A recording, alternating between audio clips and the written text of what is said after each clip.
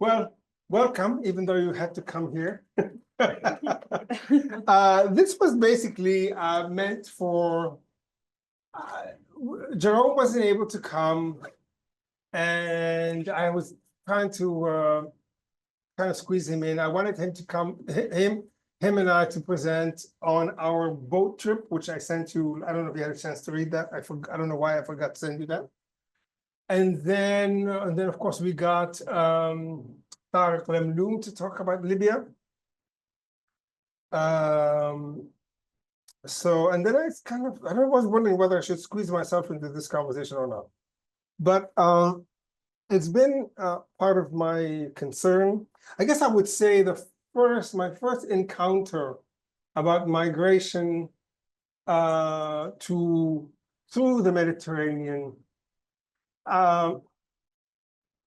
From the time I was young, I'd been seeing people from Egypt coming in, and one of the expressions was Sajin. I can't remember the exact terminology. Actually, it was Sahara Sharqiyya. Sahara Sharqiyya for us, for Libyans, Sahara Sharqiyya is the eastern desert of our eastern desert, which in Egypt is Sahara Gharbiyya. In Egypt, it's Western desert. For us, it's Eastern desert. So it's the Egyptians who cross the Eastern desert, to them, the Western desert they usually came informally. The border was always kind of open between Egypt and Libya. And then also people coming in from Chad and Niger for work, from Sudan, always a kind of an open border. And now one time in 1988, even after really difficult years politically between Egypt and Libya, the Egyptians were coming into Libya and finding that there were no customs or immigration in the way. It was just like, come in for a month until the Egyptians asked the Libyan government to let them in. Anyway, so that was the,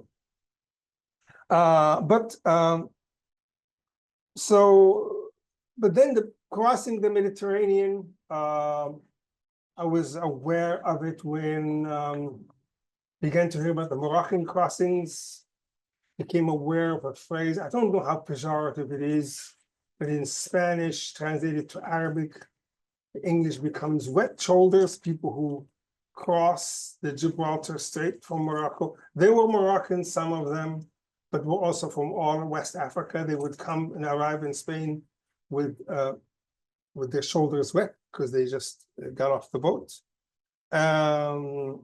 And then with more and more people beginning to take the boats to Libya.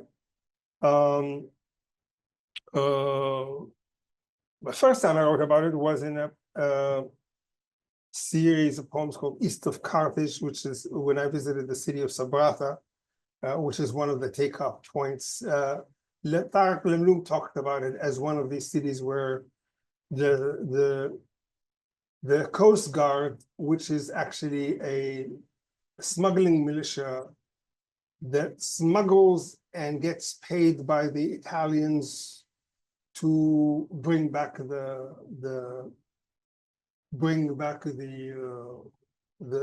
migrants. Back then, the smuggling was not necessarily done by Libyans, or at least the boat part was done by the Libyans, but just gathering the migrants was done by networks from various parts, from Eritreans, Nigerians, and so on. At any rate, the first time was like witnessing, imagining what the issue was. So, I'm a poet, so writing in poems was my approach. But the first migration, which I mentioned in the interview, really goes back to the 1920s, where it's part of the colonial story. In the 19-teens, 1911, Libya was colonized by Italy. Italy had used Eritrean soldiers to help it colonize Libya and maintain colonial rule. And for the first 5 years, the Libyans resisted. Then World War II, and Italy was part of the American-British alliance, and they kind of shrunk to the cities. And then they came back and they began to make some peace treaties, and then Mussolini got into the picture, and then they decided to form the Fourth Shore.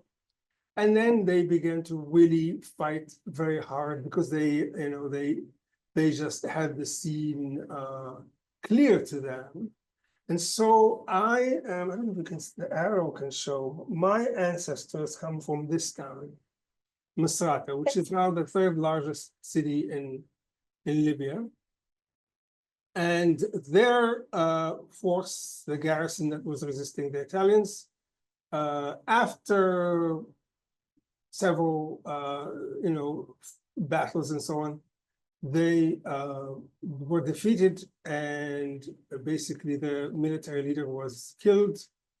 And the group closest to him, which is my relatives, were basically had to be banished, or moved somewhere else, or kicked out of the country, or to accept some kind of Italian, not citizenship, some kind of identification under the Italian rule. So, but the choice, and of course the Italians took a lot of people, leaders, they put them away in various exiles. They would send people to various Italian islands, also sent some people to Eritrea for prison and so on. But so my clan decided to go to Egypt. A lot of people from that town went into Tunisia, and when they went to Tunisia, they went to southern Tunisia, and that's the mining areas. And they just like ran right into the mining phosphates and minerals and so on. So they became, but then my relatives decided, no, they're going to go to Egypt. And of course, this was all camel, pre-industrial, there was no road really. Mussolini did build a road in the 1930s, coastal road that went all the way along the border, built by Libyan labor, of course. But there wasn't, and the road that was to be taken is to actually go down, and then you would see that there's an oasis route. That's the most traditional route, because for a lot of people in the area, the sea is behind you. The sea is not what you look toward. What you look for is Africa, Nigeria, Niger, Chad. That's where stuff was, not the sea. The sea is not really where you got things. Gold was here, other fabrics, everything.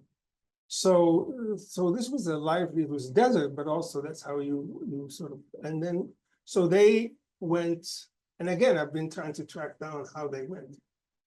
They went down, my father was born along the way somewhere. Where's the arrow? They've heard many stories, but it took them almost a year to get to, and I heard from a gentleman recently that they were escorted part of the way with the people from one of these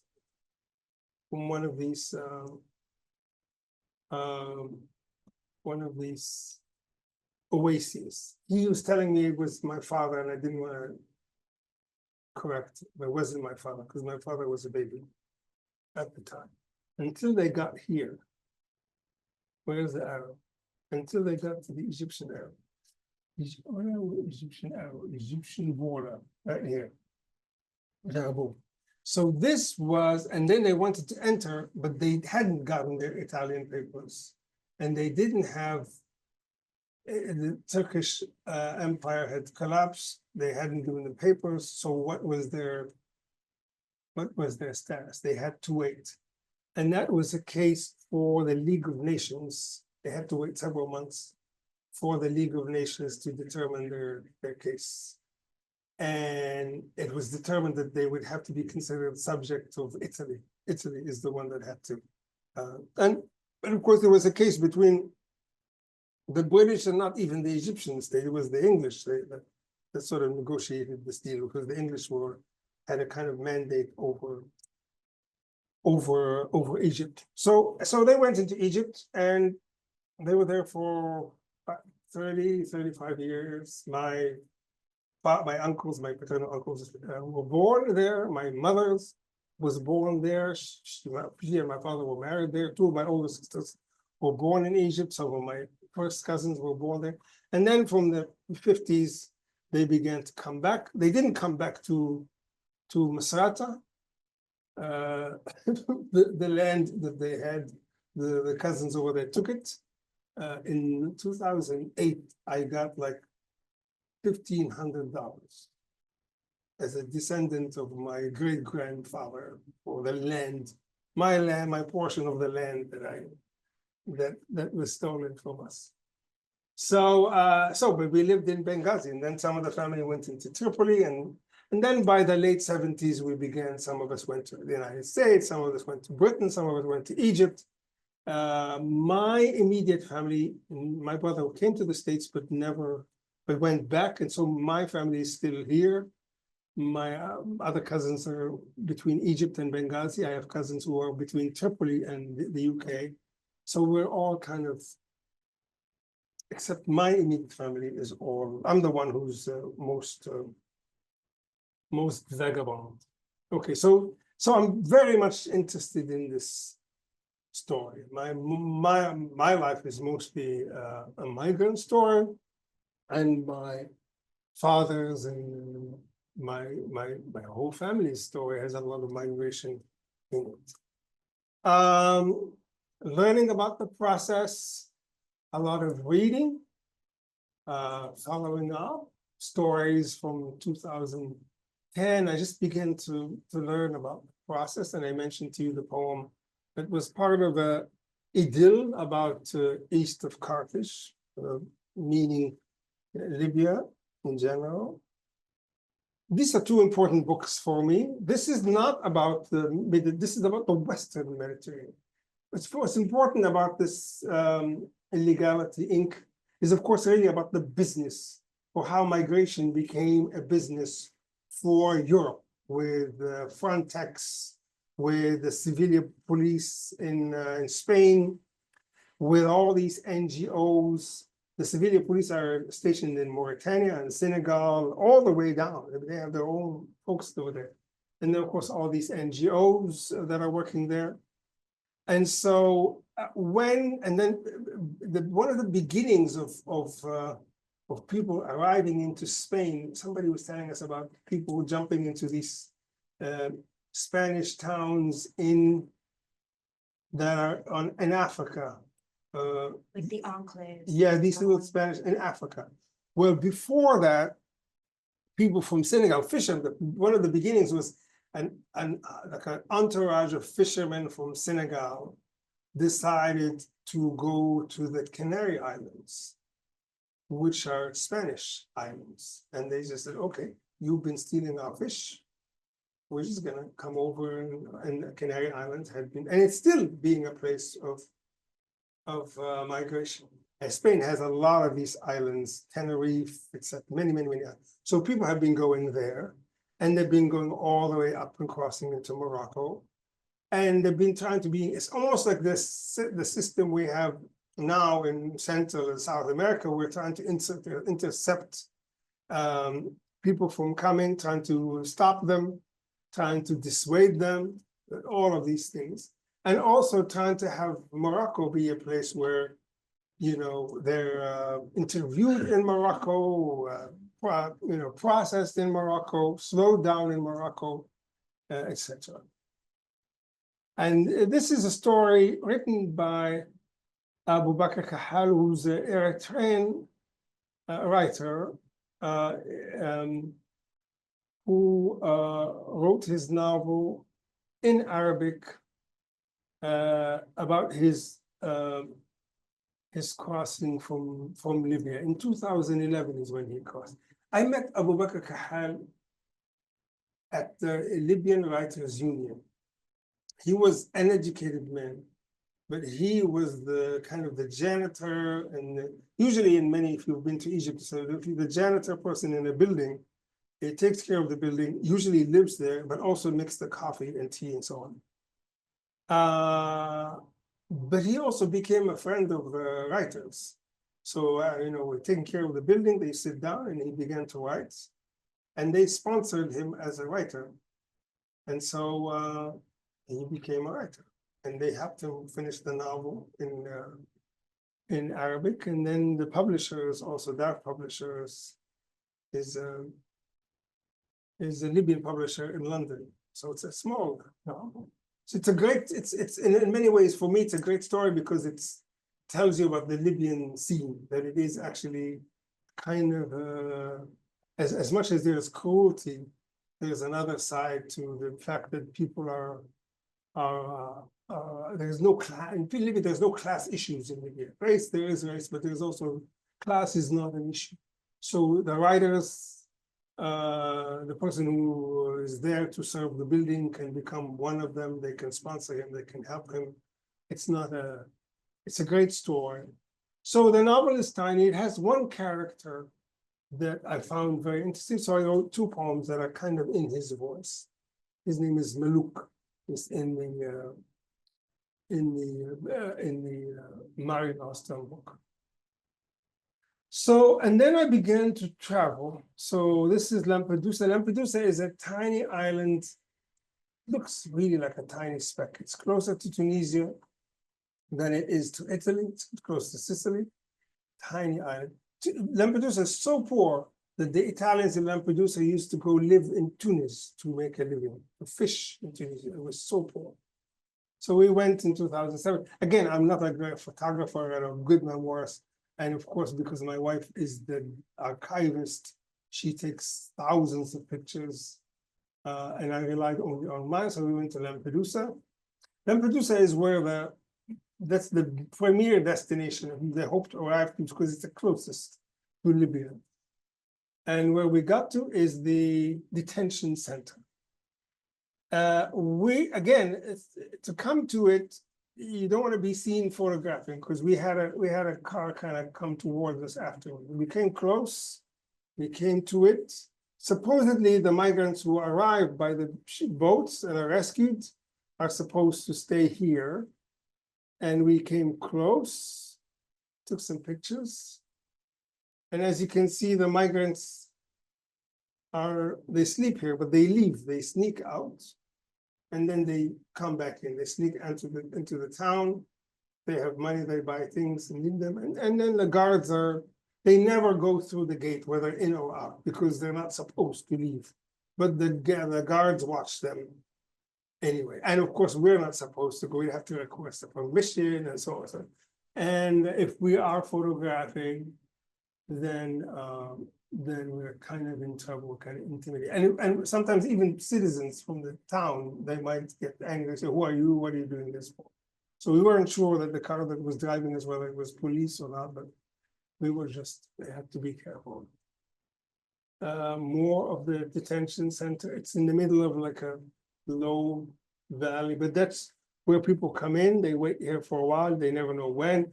It's always overcrowded, always overcrowded. By this time, in 2017, they began not processing them here. They began to processing them in other places, as you will see when we talk about the boat. These are not my pictures because I couldn't find my wife's pictures or mine from another phone. But this is, as you can see, this is probably an Egyptian or Tunisian boat called Radwan. This is called a boat cemetery. The boats that arrive, whether people are alive in them or not, they take them and they leave them, and that's where they end up. You will find a lot of shoes left in these boats. It's kind of amazing to visit them. They're a site of meditation. More of them here. As you can see, the authorities mark them as a way of just registering them as supposedly defunct. Sometimes in the sea, I remember we did this with one boat. they're supposed to be burned so that they're not used again. Even MSF, that's in San Francisco, are supposed to burn them. Again, more of these boat cemeteries. And then we began to see the other side of the island. This one was a sign that kind of attracted me. It's the person is writing Joker, I think his name is Biko, and then the Arabic is supposed to say Libya, Ejdebia, which is the town in Libya. I don't know who the person is, but or was it a town that they had lived in, where they're from, but they just kind of left that signature on the wall. And here we see the stairway in several languages, Amharic, Arabic, and Spanish. I'm not sure what why the Spanish is here, but maybe just a internationalization. This is Porto M, arts organization still going.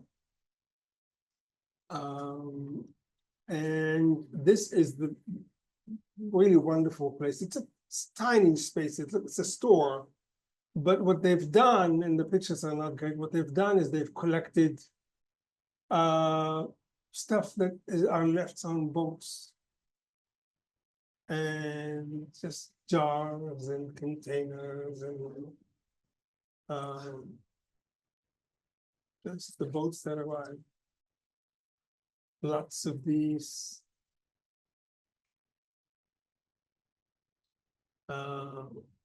These are the improvised buckles that people have.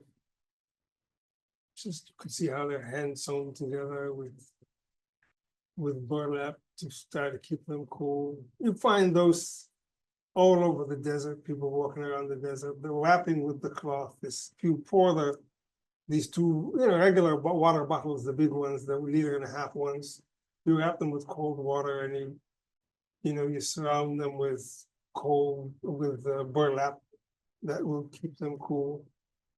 And this used to belong to somebody.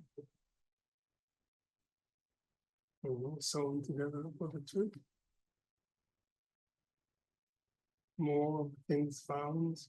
So there was so much harissa, a hot paste. Why would they take it with them on the trip? It's kind of amazing. On the boat, amazing. Some stuff, some tea. Maybe when they arrive. And these are cassettes. I'm sorry for a blurry picture. Some of them are like not obscure, but like some of the singers that my mother used to listen to that we used to make fun of. You listen to Abu Abab, this is the bad guy. Wow. It's like really low country. Yeah. Were these also found on the boat? Oh, yeah. Oh. The cassettes. Everything here is all the Museum of Trust and Dialogue from there closed down. Okay. And we went to a musical performance in a local cave by the group, same group. The group is still alive, but the museum is closed down. They were giving them some difficulties about nonsense. The next trip was to Mytilene, Lesbos in January 2018. A lot of the poems had kind of been written. I've written a lot of poems from the readings, from reading interviews, but it somehow was to, I don't know, to get more information. And again, here, when I'm talking about visiting the museum, I'm meeting people. I'm just not taking pictures of them. I'm meeting people. I'm talking to people.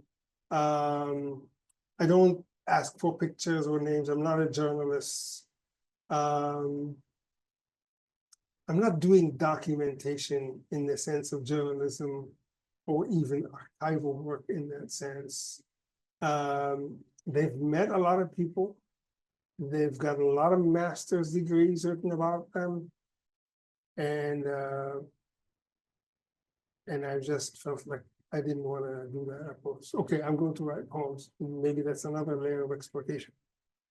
But I also didn't feel like I'm going to sort of like be this another layer of processing and interrogation. The thing I hated the most is to have them narrate their story as if they're being interviewed. That is the thing. I didn't feel it so much in Lampedusa, not because again, because in Lampedusa people were not as visible. When they did come out of the detention camp, and when we saw some people, and when first thing I tell them I'm from Libya, they will know that if they hate Libya, they will tell me. But often enough, their experience with Libya is kind of double-sided. They've met enough Libyans that they could talk to Libyans already. And then they would know, okay, then they're out of Libya. I can't hurt them, or I can't benefit them. So they in a sense, I become a kind of a neutralized figure. Their story to me is maybe complaints about Libya, what they have to do. It's not whatever they want to tell me is not going to. But also they can, oh, but you're from America. Maybe you there's someone, but also you're educated. Maybe you could. But anyway, never sort of. It's just that I don't want to have them feel like interrogated. That's what they did. So we go to Lesbos. Lesbos by then is, you remember the film, we saw the first film, Migrant Flow with the Chinese artist. It was a big site of that. So I went after a lot of the action. So this is Lesbos in January. Beautiful little town, and it's on an island. Just show you the sights you can see. Is Lesbos where the Maria refugee camp was that? Moria. Was that in Lesbos? Yes, Okay. yes. Moria was the one that was. Moria used to be, I think, a military camp because it's close to Turkey. It was a sort of a no longer used military camp that became a refugee camp run by the Greek government. There's another one, I forget what it's called, run by the municipality. And then there was another that I will show, which I don't have any information on, with another one shown by Lesbos Solidarity called Kipka, that was the most sort of humane. But you see Moria. And again, with Moria, you're not allowed in. I'm not a journalist, but you will see kind of, they said Moria, there were fires in Moria, there were sort of fights. It was also filled. There were many more people in it, not many services involved at all. So here's Mytilene again. And again, it's a nice town. A lot of tourism coming in. When you're along the shore in Mytilene, every other radio stations, one Greek, two Turkish, one Greek, two Turkish. It's the island itself used to have a lot of Greek people. Street names sometimes still have Turkish names on them. Used to have a lot of Greek, and then the British after World War I decided with the Greeks to say, well, the best way to do this is to have population exchange. So have some of the Greeks kicked out, go to Izmir, and the Turks, and it's kind of to have sort of national purification. They did, and it caused a lot of killing, and they went back and did the same thing in India. Anyway, so it's still, there is a ferry regularly. Turkish people are allowed to come to Lesbos with like a one-day visa. They're not allowed to go back to the rest of Greece or not Schengen. But anyway, things are calm, but people were crossing. It's the easiest way. There are several ways to cross into Turkey from Lesbos. Again. Okay, and now Moria. So as you can see, it's either motorbikes or staff. There are people milling around on the outside, and I was just kind of walking from the outside. As you can see, there are some tents from some of the NGOs. Some cafes got started up for people to come in and enjoy themselves if they could more. Here's MSF clinic. People could leave the camp and get some service. People were starting fires to warm themselves because it's so cold, so they'll get some fire outside, and they couldn't start a fire, of course, inside the camp because it's a hazard. More of what it looks like outside the camp. It got worse than that. Some of these cafes, that bus and this were taking people into town. The camp is just for people to eat and sleep, and that's pretty much it. The other services are, and the town is about, it's about an hour and a half walk, maybe 2 hours. It's not an easy walk. And if you don't have the money, it's not even near a bus line. They didn't even provide a bus. So there you go. More of the camp, Moria. Welcome to prison, Moria. It has the closed off. And again, you can see lots of staff, a lot of people working, whether NGOs or not, inside. This is the business part, the benefit part. The police is there, also that big truck. And there were gangs, there were some national clusters, some exploitations and so on. And this is the bus taking people to the town. Pikpa is the other Lesbos Solidarity camp that they took over a scouts campground, which is kind of cute. And they just start using it. The scouts campground, but near a rich neighborhood. And people began to complain immediately. Which neighborhood. Here's what they look like, and then they added when they could get a camper van, and we could see the word. And people from Moria were always applying, trying to see if they could get in.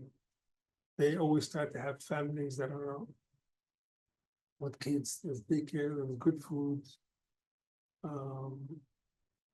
Lots of volunteers. The volunteer list was long. They needed you to come for 3 months, and you could see that, it was open. You could come and visit, talk to people. Freedom of movement, as you could see, the motto. And then I went to this village. This is the village. It was very quiet then, but when again, in the movie, Waymay movie, there was a town, near a town, where a lot of people were coming in the north of Lesbos. That's the village where a lot of people were coming. Again, now it's just a beautiful village where you could just come walk around and visit. Very beautiful. And it's just a fishing village, but they got kind of involved. When I went, I really didn't want people to talk to, not many people to talk to say what it was like and so on. But again, you read accounts. I was one older woman that kind of asked about she around, and people were, I don't know, it seemed like maybe they were a little fatigued. Maybe they were changing their minds about the story 3 years later. So, and nobody was coming anymore from that side. The Greeks were pretty much intercepting everything. They were sending it back. They were letting boats sink. A lot of pushback was happening. Once the center-right government took over, it got really worse. As you will see, the impact of this was when I get on the ship, is that some of the people that are leaving from Turkey are just bypassing Greece altogether. They're going for Italy because it has a slightly more open approach. Okay, this is the Mosaic Support Center, part of the Lesbos Solidarity Group. This is their workshop. They're basically recycling the life jackets. And as you can see, they're making wallets out of them. They're making jackets out of them. They're kind of expensive, but you know, you're supporting the center when you buy them. The material is solid. And everything is, and they're adding little touches of, you know, Panther fabric and stuff. So hydro paints. I don't think I got the idea of my book from this map, but what is it called? Mare Nostrum is the map called. I found this map there. Here are friends. This is the poetry workshop a few days later. And the new friends. And this is the poetry workshop. I forgot her name. Carmen is the leader of the workshop. And it's a staff. Some of these people are staff. Some of them are poets. They're all writing in English. This gentleman is an Iranian boxer. He's left Iran on religious grounds and wanted to apply for political asylum. And then Moria Camp, closer look, but as much as possible. I started walking around, driving around. This is what Moria looks like. The things that are outside the camp. They just give them tents and they look awful like this.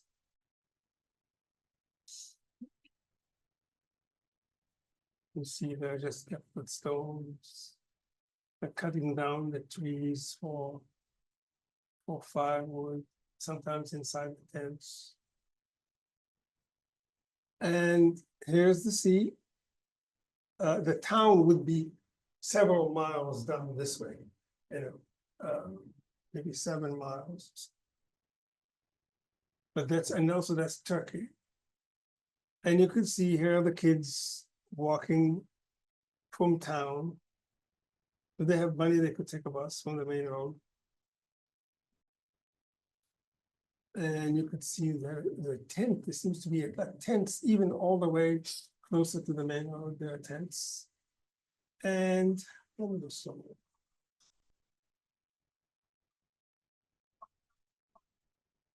Why can't we do this?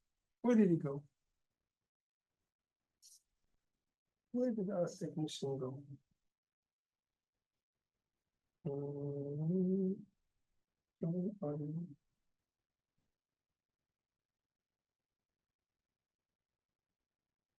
Very much so.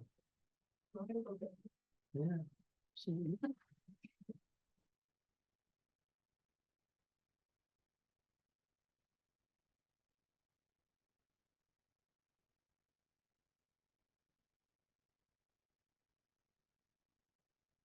But then where did the technician go?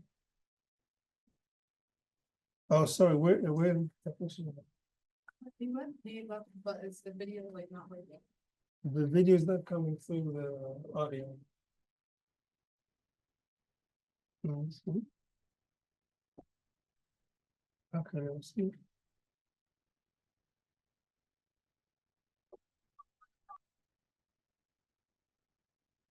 Should I put the microphone next to us?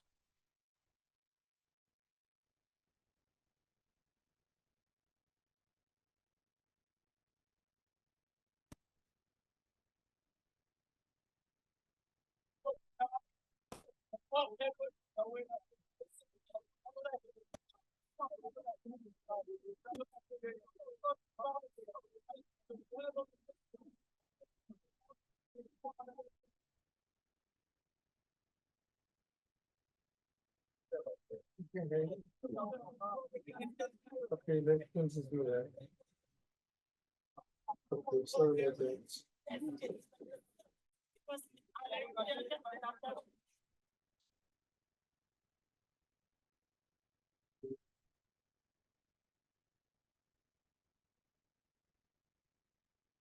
Oh, no.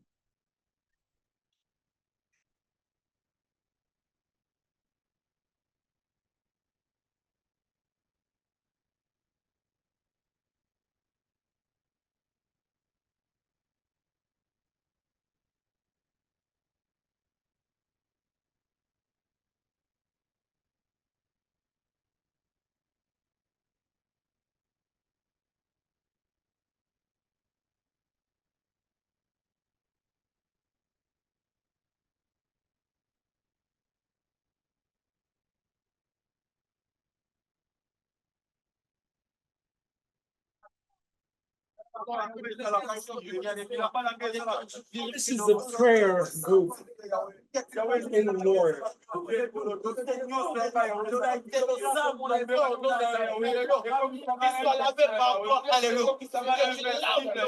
Professional cameraman.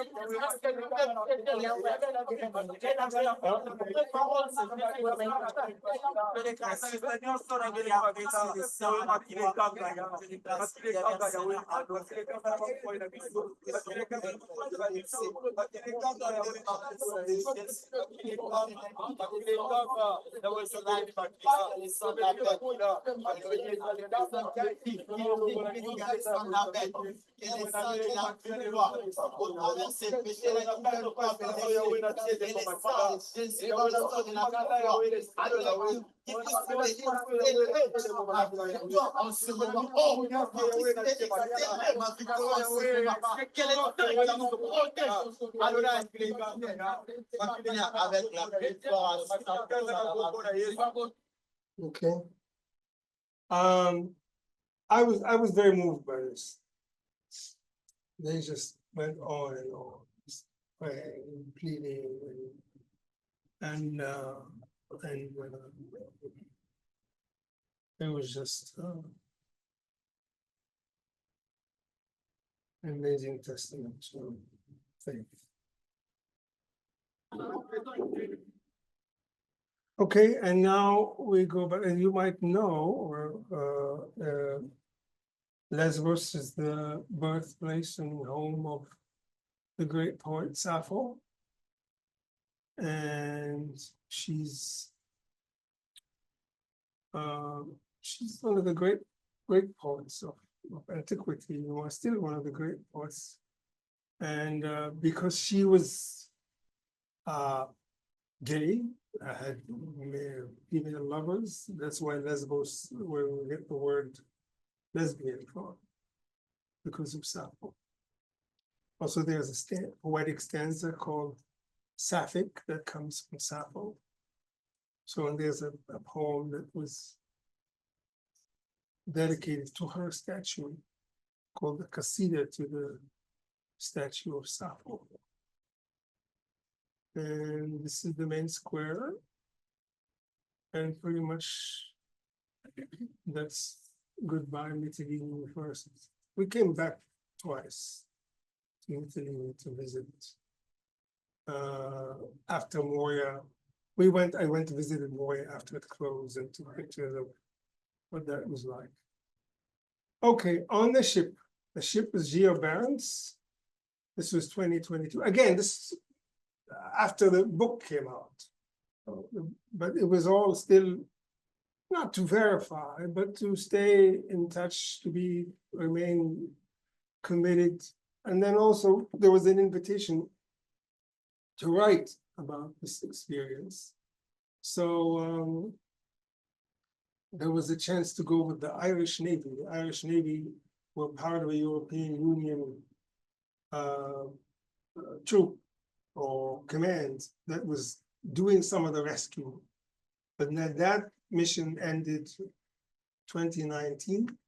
The Irish had two ships doing that. One of them was called Beckett, or the playwright Beckett, and the other one is Joyce, after playwright James Joyce. Think of their navy is named after the great writers, but would have been nice to be in the Beckett, because he's my favorite playwright. But that didn't transpire. At any rate, so that's the ship. First thing, with these ships, you never know where they are. We went to Sicily, Jerome and I, and they said it's going to be in Sicily, but which harbor was it? Going to be Catania, we weren't sure, so it was Augusta. Augusta is and Augusta is just a horrible town. It's really it's a kind of a, but it's not a very distinct town. Okay. The first thing again is COVID, this is 22. And then this is the hotel where we were, leaving the hotel. This is what the harbor used to look like. Arriving at the ship, being loaded. These are the rescue boats. They're called, what are they called? They're called no, what are they called? I don't remember what they're called. But basically, they would get downloaded or put on the water, and they would just shoot off towards the boat in stranded. And these would take up to 25 people. And then as they go and try to stabilize whatever boat is there were two of them. First, you want to stabilize the situation. And sometimes they would sandwich the boat, meaning try to stabilize it by sandwiching it, but try not to get people on because then they would try to stabilize, and then the ship would try to go really fast to reach the scene. Sometimes it's not so fast. So I got a chance to be on these boats 3 times as they went out to an emergency situation. I've never been on anything that fast. My first time was pretty bad. I got seasick and so on. It's all in the stories if you read them. So and of course I couldn't be taking pictures. And so I don't have documentations of what happened during these, but only written documentation. So, but that's what it was like arriving at the ship. Again, another image of the ship. It used to be a kind of a geological exploration ship that belonged to the Norwegian government, and the MSF borrowed it from them. Jerome in his cabin. This is my cabin. His TV, not really much going on. No internet, but you compare to what the folks arriving from the water, we are really 5-star. First is meeting with the press officer.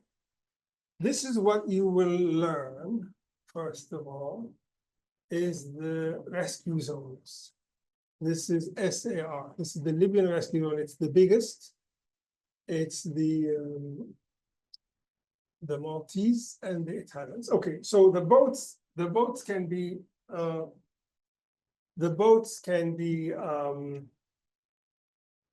found anywhere. If the boat manages to arrive all the way to Italy, then I don't need that. Then the Italians would get it. If it's in Maltese, then the Maltese should get it. If it's in the Libyan zone, the Libyan Coast Guard should get it, but then it's not considered a safe rescue zone. So that's where the ships operate. And because the Libya is not considered a safe rescue zone, the ships will call, we discovered people in a safe area, we shouldn't take them to the Libyan rescue zone, and we bring them to Italy. And the Italians would say, go and get them, or you can just go and get them, and they might tell you, go and get them and bring them now. You would have to bring them now, which is a waste of time. Or they might tell you, go and rescue them and we will take them later. But basically, that's the idea. So most of the ships will try to operate here, or even here, because the Maltese are not going to rescue anybody. Right? A lot of these ships are so bad that they actually end up getting sunk here. And because they know that the ships are operating in the Libyan rescue zone, a lot of the you could say even the quality of the boats had begun to get worse, because they know that there's a chance of, and they know that they're following up sooner. This is getting the ship ready. It's a pretty open space. It's really not for people to be, it's not really for people, it's for stuff, for cargo. This is the women's children's area, it's much smaller. When when nothing is happening, the guys use it to have ping pong competitions. When there isn't, it's for the women's area, and that's the last time I saw it, because after that, male staff, volunteers stay with the males, and the women are the only ones who go up. And then the rescue operation training, they tell you about the boat landing, the sandwich operation, the sighting, how they'll teach you how to, where the boat might be, just so that you're familiar with what's going on, and also your movement on the rescue boats. Teaching us CPR, in case we need to help with that. There are some nursing staff, and there are some people who are doing just social help, or kind of some of it is political help and so on. So the nursing people are teaching us logistics. The floor is laid up with these really thick rubber mats, and that's it. Well, okay, not exactly. The people are given these kind of sleeping bag-like things, and that's it. Now it's ready to, and then here we go. That's the package. The bathroom, you got the bucket, you got a cleaning agent and shoes. And this needs to be cleaned up every hour. Volunteers, everybody has to clean. Some of the passengers have to clean. More preparations. Water, it has to be tea all the time. Hardly any coffee, but mostly tea. And then there's the life jackets need to be ready. This is really pretty much all the medical care. It's water, Panadol or Tylenol, anything for cuts. Sometimes people come with itches and so on, and they really have a lot for them.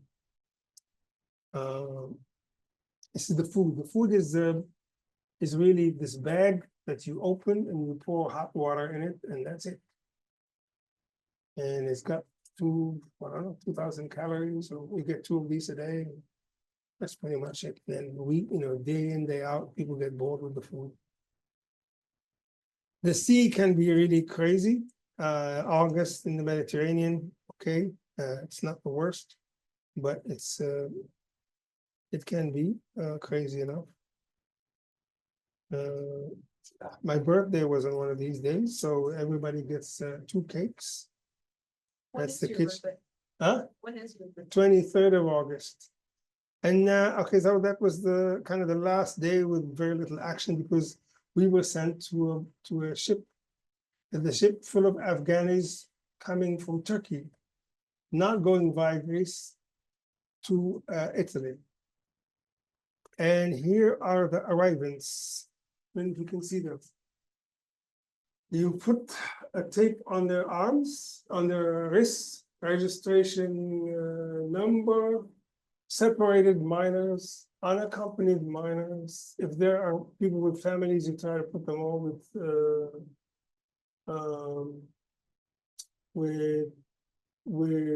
purple so that we know that they're good. Somebody has a medical case that that there's a medical referral, you give them that tape. If they have scabies, they get this green. If they have COVID, because I don't know if they are tested on the ship. So people are marked. And there are lots of separated minors and unaccompanied minors as well. So, yeah. First one, mostly Afghanis, some Iranians, big group, and we found them in the Italian rescue zone. And we were given permission to bring them right away, because they were like over 100, and so they were kind of, if you can say that, they were kind of comfortable. This is the ship. Russian sea, and then bring them back to Toronto. Toronto is by Tarantino got his name. Not a very pretty harbor, but here they are. And then they're given some clothing. That's why they're all dressed the same. And some instructions. And instructions for arrivals. And then here we go.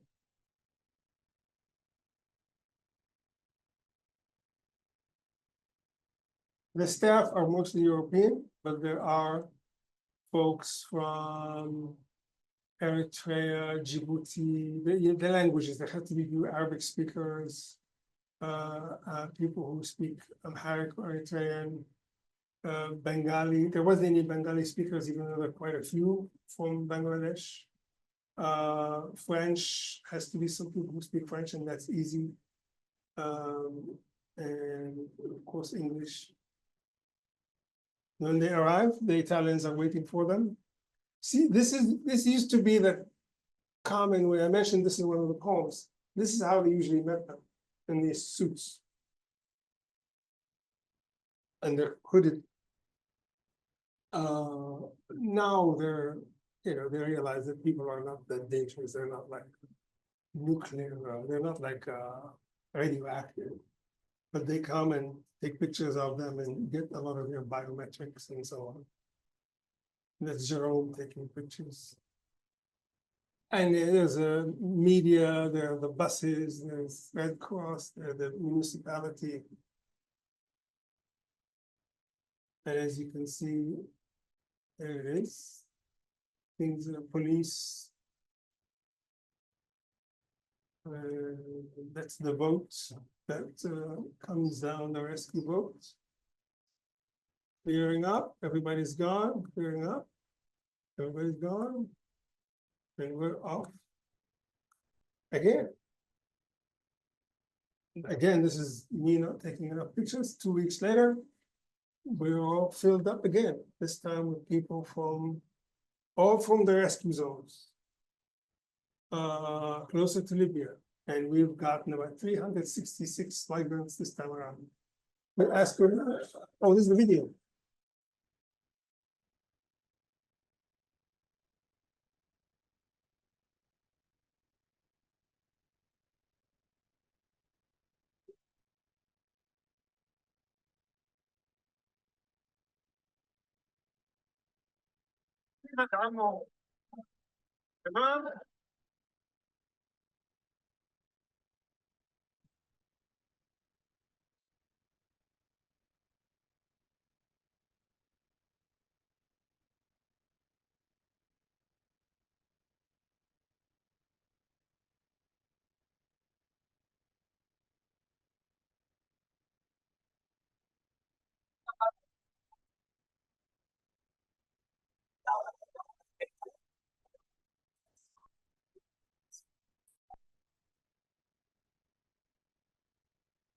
See, folks, you can see people clustering in their language.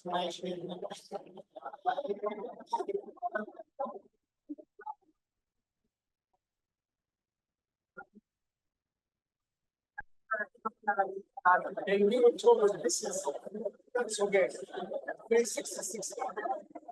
Previous edition had like 650. So.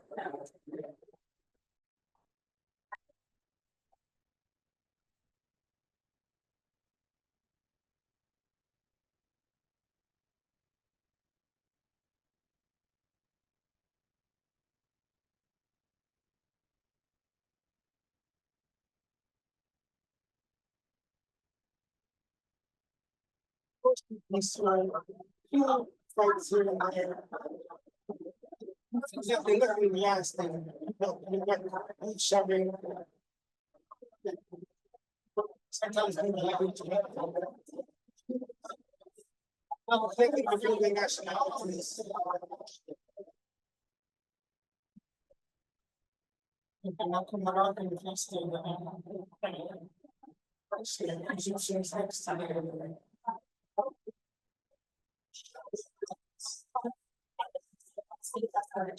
Huh? They all came from. No, different ones. Okay. Yeah, there's one that had about 7. There was one that had about 20 people. There was one that's 120 minutes. It's fun that I ازيك؟ الحمد لله على السلامة. إن شاء الله كم يوم تقعدي معانا ونسافر إن شاء الله. إن شاء الله صبر. أنتوا أول ناس. شوف كانت الدنيا واسعة كده حلوة. الحمد لله على السلامة. إن شاء الله بالسلامة. It was the first group they've been waiting for Egyptian. When they came in, they had all in space.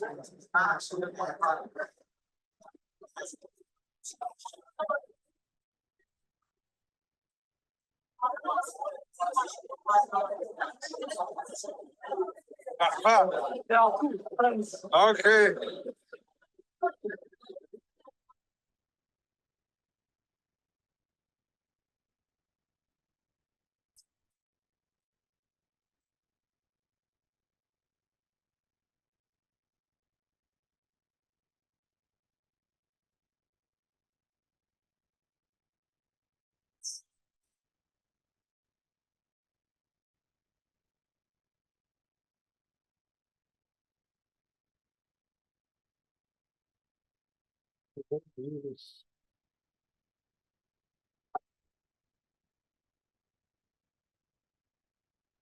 This is when we were told that we're going to dock in Toronto again.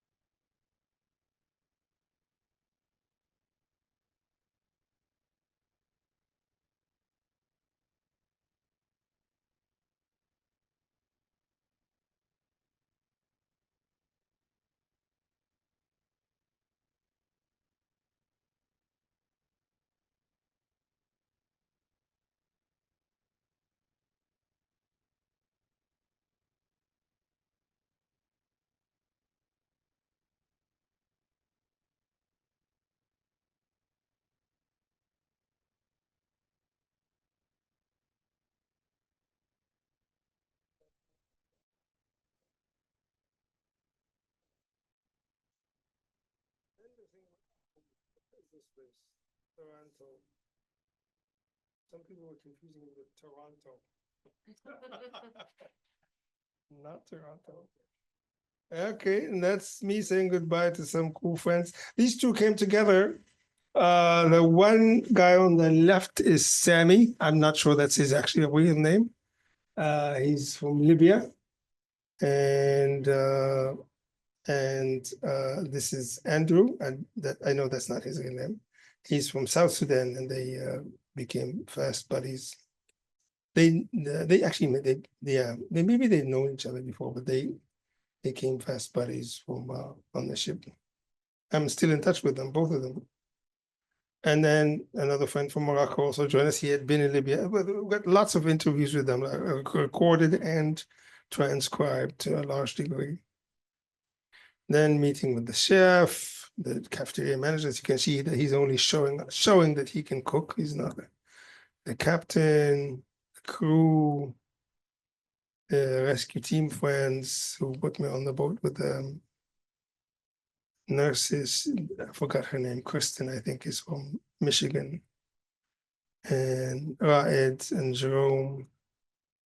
And then that's goodbye to Geo Banks. Like the beard? Okay. And that's it. All right. So, okay. Any questions about the readings? You want me to read some poems or no? No? Any poems? Yeah, okay. I got a quite general question. Yeah, sure. More about like your interest in poetry in general. What really draws you? Very poetry. Oh, I don't know, but what once I got in, I just couldn't be pulled out. I've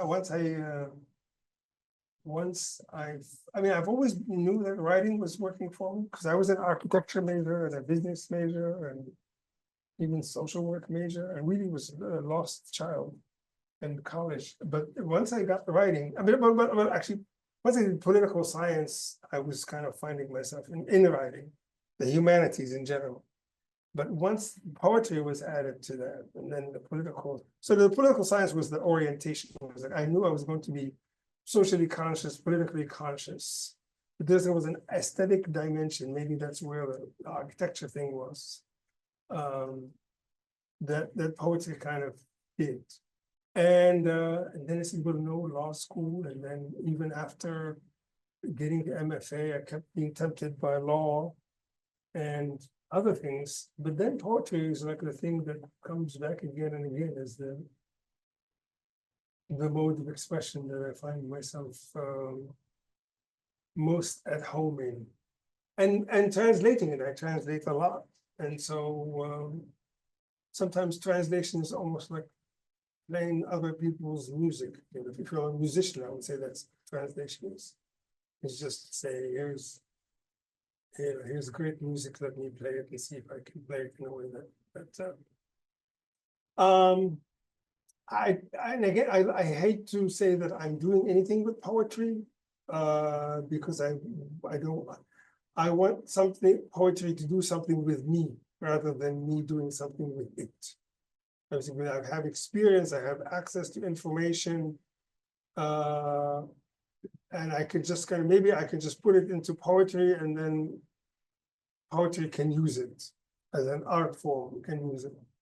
But for me to decide that I will write poetry and it will change people's minds and it will do this effect, then I will begin to think of poetry less than an art and more as a tool.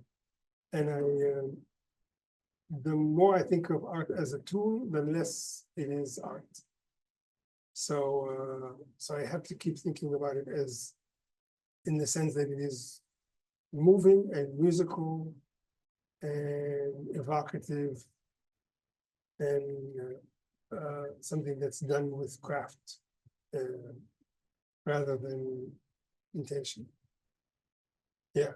There's a quick question about like the whole situation. Yeah. That they separated the men and the women. Yeah.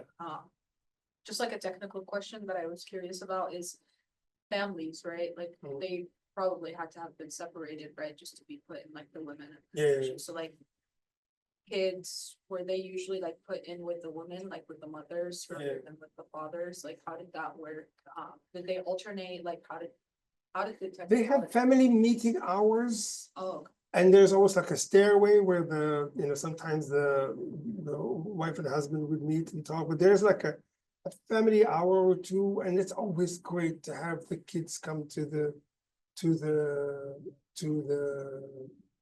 down to the men's area. It just kind of like calms everybody.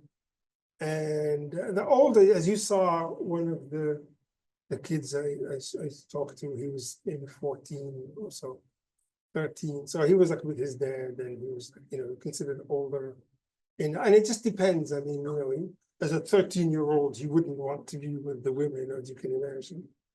Even a 10-year-old boy, I imagine, might want to be with the men. So, but I think it depends, but there were like some unaccompanied boys that even the women who are not, they would say, "No, bring that boy with us. Don't leave him there with the men." And, so there were family times. They were, I don't know if it's 2 hours or more, but there was always access. They would always I'm going to speak to my husband or something like this. But there weren't many whole families. There were a few, but there weren't that many. Yeah. There was one woman, very interesting story. She was Syrian. She was like the VIP of the group, if I may say so. She flew from Syria to Cairo to Benghazi, because the flight were available. In Benghazi, she took a car. She paid a lot of money, of course. She took a car, took her to Tripoli. And in Tripoli, she waited for a day or two, and then she went to Zwara, which is a town, which is the takeoff town. In Zwara, she was in an apartment with a room by herself that didn't have a TV, and another 2 rooms with 20 guys. And the owner would come in for 2 hours or so. He would, let her out for 3 hours to watch TV and to cook or whatever, and then back in her room, and then let the guys out for a few hours, and then lock them in their room to cook or whatever, and then never have them interact. He said, "But I want to cook for them. Can I cook?" He said, "I don't want them to know that you exist." So she said he protected me and so on. And then she was in that house for 3 weeks, and then she got on the boat, and then on the boat, 9 hours later, we got them. So she had a little sunburn, but it was amazing. On the same boat, they had a guy who had one or two of his leg had been he had a wooden leg, one wooden leg, but they managed to drive off. Strong young guy. Yeah, so there, and she said that she had come by herself, left her husband, and he's going to come to Turkey, or maybe do the same thing to come. She's going to go to Netherlands, and there, she said, in the Netherlands, the family reunion policies are the best. So she will go to the Netherlands, claim asylum there, and that is where the best chance she will get. The issue is, there are which countries are the best for asylum? Syrians were the most desirable in some ways among countries. They had the best case. South Sudan, Eritreans. The rest are Egyptians, not really. Sudanese, maybe. Nigerians, not really. It just depends. I mean, it depends on which country. But Afghans, it was after the Taliban takeover, so the Afghans were kind of being brought into the picture. Iranians, depends. Kurds, maybe. Iraqis, probably not. So it depends on the nationality, what chance they have. But Egyptians, Bangladeshis, not really, even though they were the last two rescues were all Bangladeshis. And these guys are not likely to to get anything, but they're a huge in number when it comes to who comes to Italy and stays there. Yeah. So. I guess I have a question going off of that. So I'm assuming that once Italy accepts Yeah. their vote to offload people, Mhm. they're all now getting processed. Yeah. For asylum claims in Mhm. Italy. So if someone from Bangladesh has a I know that I think like 1% of people Mhm. in Italy get asylum, 1% of refugees, so. Or asylum seekers, what happens? Mhm. Do they just, are these Bangladeshis just in Italian camps? Or are they getting shipped back to No, Bangladesh? after they wait in the camps until they have some kind of documentation, Which they have- seems like. until they're interviewed and they're given some kind of documentation. And then they're off, they're on their own.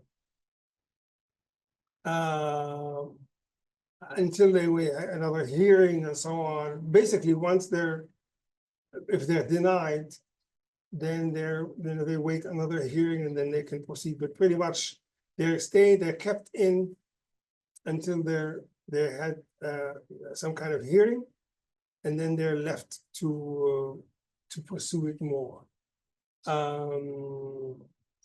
There hasn't been anybody kind of forcibly sent back, as far as I know. But they can just keep you hanging for the longest time. They try to send you back either on the boat or let you drown or whatever. Or send you back to Libya or make sure you don't leave Libya or all of these things. But once you're in there, when you're in Italy, I think,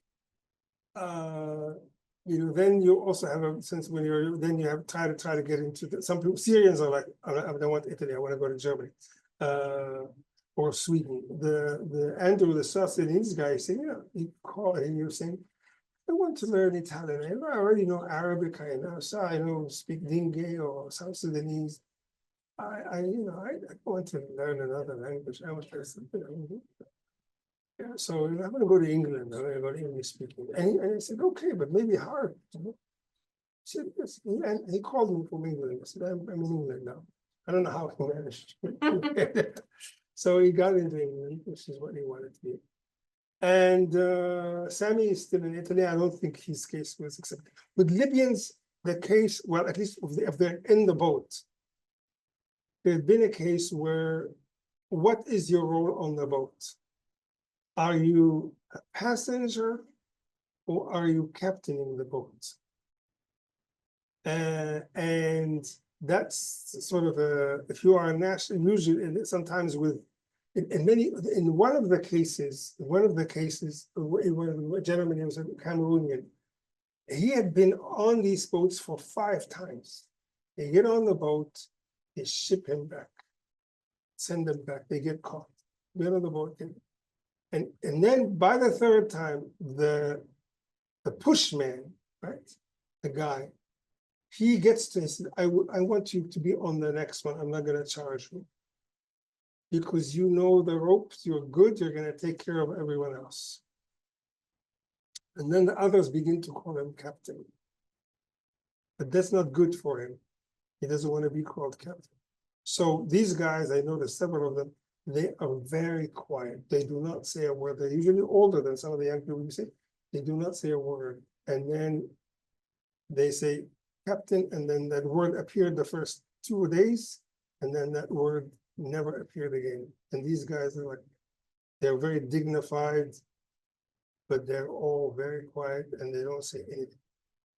And they don't translate, they don't get involved, they're just really in the background. But these guys are people have done this 4 or 5 times. And one of them, we were told that one of the boats, the dinghy had a hole, it was like letting air. And if people would learn that the dinghy had a hole in it, they would panic. And panic sets in, they begin to move a lot, and the boat would get worse.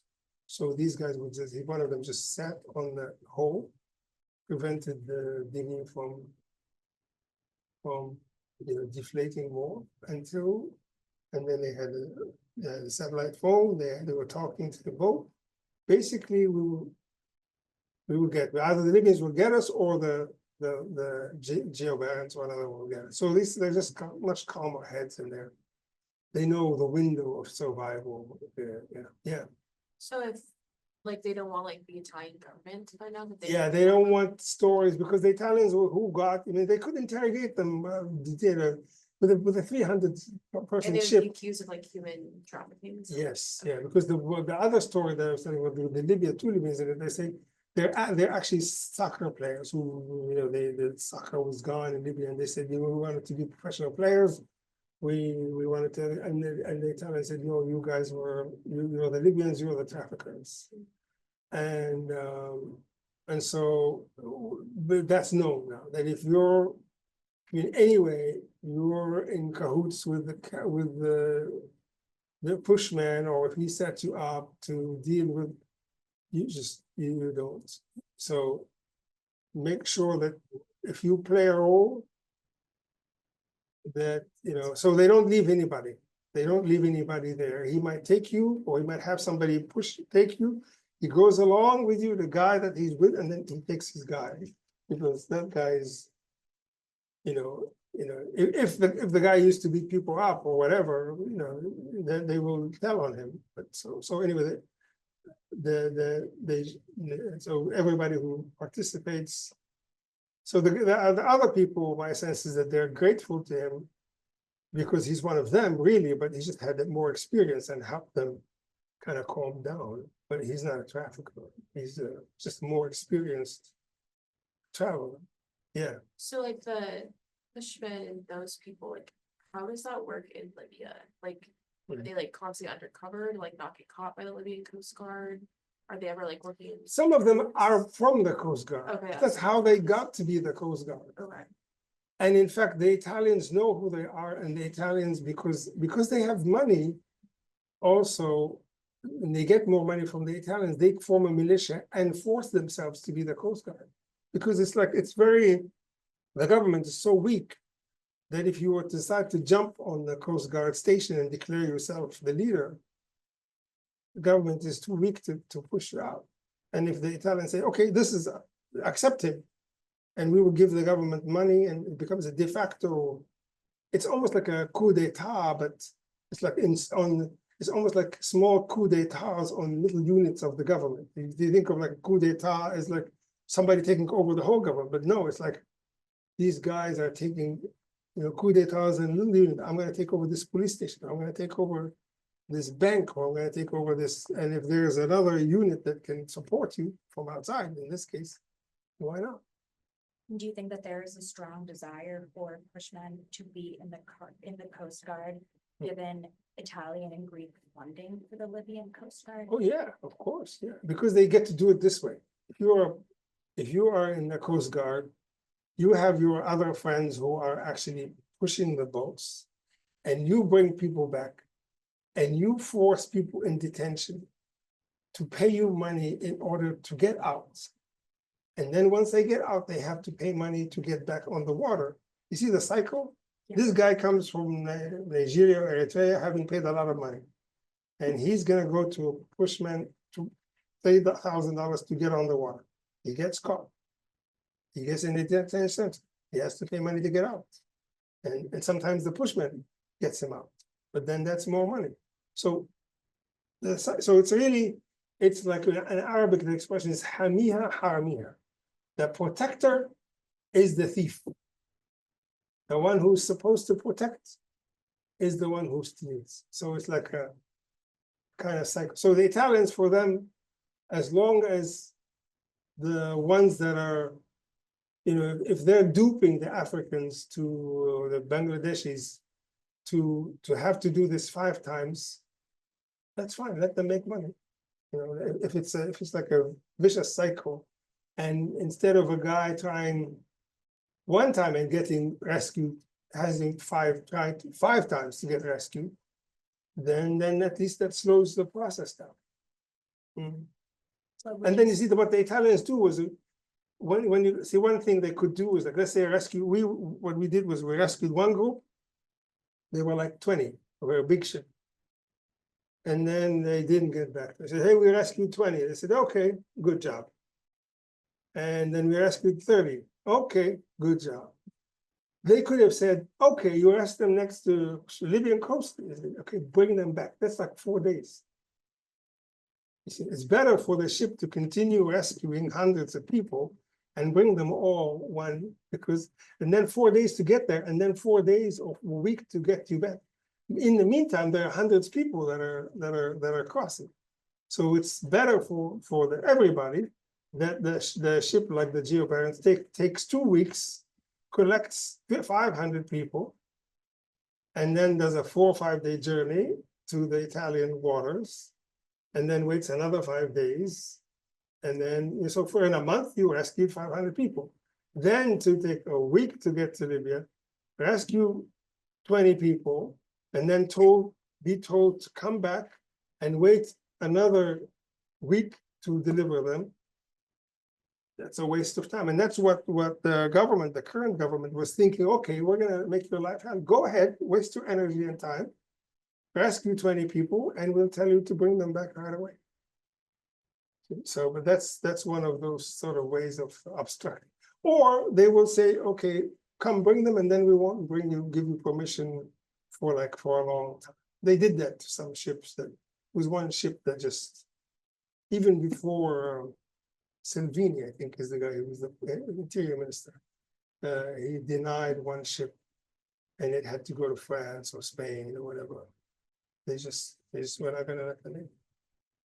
So yeah, so it's not guaranteed. Now they're slowing it down. I don't know exactly the process of how they're slowing it down, but they're slowing it down. But one of the main ways of slowing it down is encouraging the Libyans to take them back, to push them back. Yeah.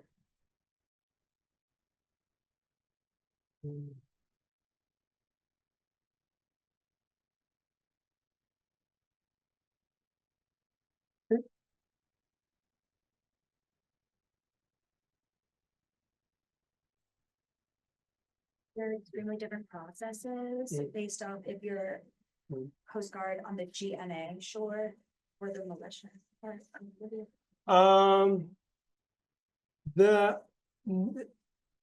It's in the Benghazi government side is kind of new. They're kind of new into this, and it's a much longer distance. And I can't really say that I found any distinctions, but now it's just more dangerous. Just the ships, the ships were just beginning to take off. When we saw some Bangladeshis, where did you come from? Benghazi, Tobruk, they kept telling us, like one big group, and they kept telling us all sorts of things. Like, where did you come? They wouldn't tell us exactly where. Different. Benghazi, Tobruk, where? Tripoli. They wouldn't tell us, but they were coming from the east, clearly. And so it's not clear what the process is. But they would have to have better boats. And of course, now the Egyptian side is more involved. The boat that sank off the western coast of southwestern coast of Greece, that was coming from the east, from Tobruk. That's a long way. And now they're beginning to hit at Crete, which is, I'm surprised that they're not. Crete is like only a few hours away. I'm surprised that they've not tried Crete before. So, okay. Thank you.